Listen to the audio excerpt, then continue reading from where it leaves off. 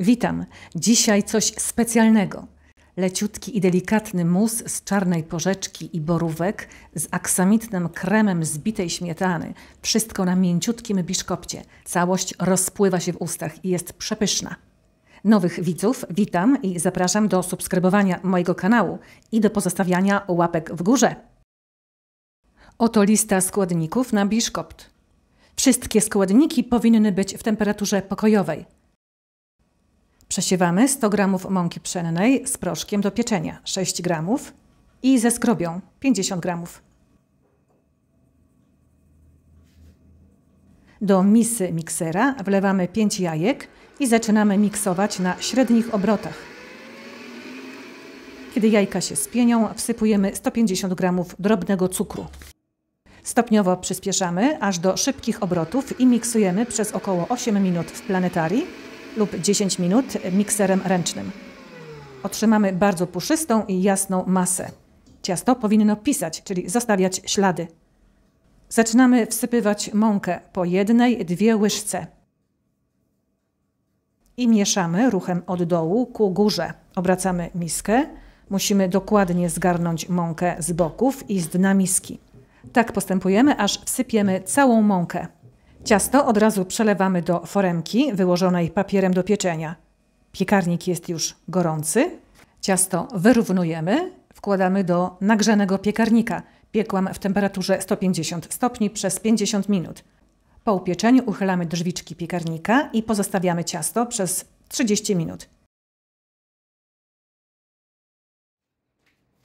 Kiedy biszkopt ostygnie, zdejmujemy z niego papier i odkrawamy wierzchnią skórkę.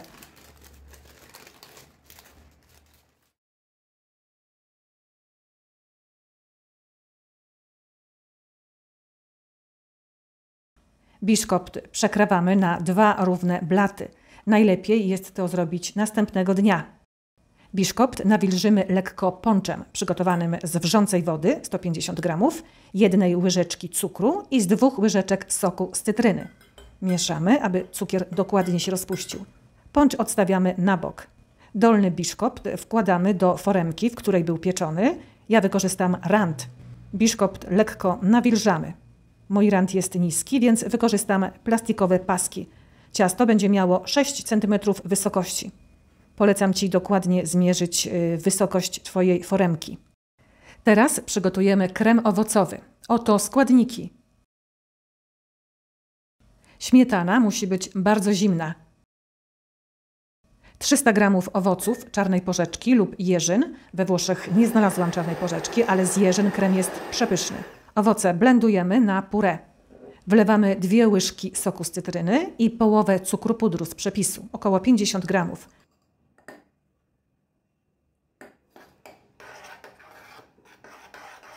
Wlewamy około 30 g wody, 2–3 łyżki i podgrzewamy. Wrzące puree przelewamy do miski i rozpuszczamy w nim 1 galaretkę z czarnej porzeczki, którą cudem dostałam. Mieszamy i odkładamy do wystygnięcia. Kiedy galaretka jest już zimnawa, zaczynamy ubijać śmietanę z cukrem pudrem, 400 g śmietany.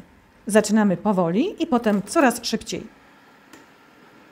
Kiedy śmietana jest puszysta i widełki pozostawiają ślady, zaczynamy zdecydowanie na 3 razy wlewać zimną, ale zupełnie płynną galaretkę i miksujemy na szybkich, ale nie maksymalnych obrotach.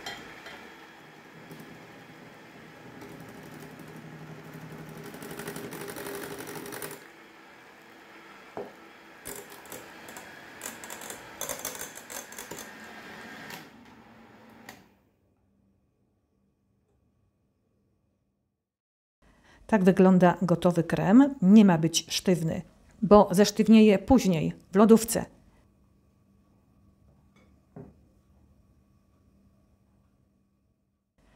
Mus od razu wlewamy na biszkopt. Wyrównujemy i kładziemy na nim drugi blat.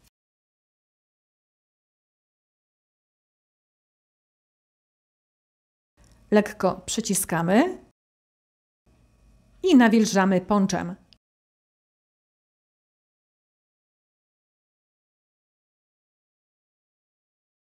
Ciasto wędruje teraz do lodówki na 1–2 godziny. Teraz kolej na krem śmietankowy. Oto składniki. 10 g żelatyny w proszku zalewamy bardzo gorącą, ale nie wrzącą wodą i mieszamy. Żelatyna musi być zupełnie płynna. Odstawiamy do wystudzenia. Kiedy żelatyna jest lekko letnia, zaczynamy ubijać śmietanę 400 g z 2 łyżkami cukru pudru. Stopniowo przyspieszamy.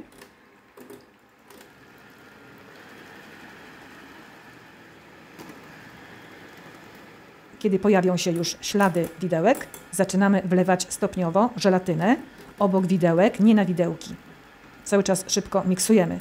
Żelatyna musi być lekko letnia.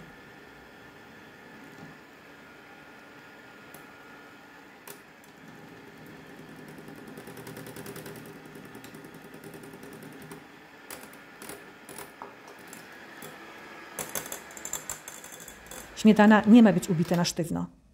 Taka jest idealna. Potem musi zesztywnieć, nie teraz.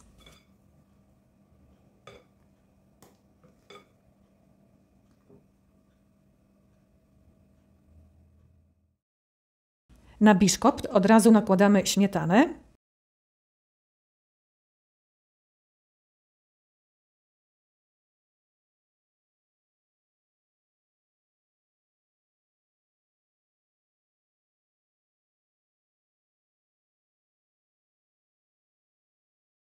Wyrównujemy.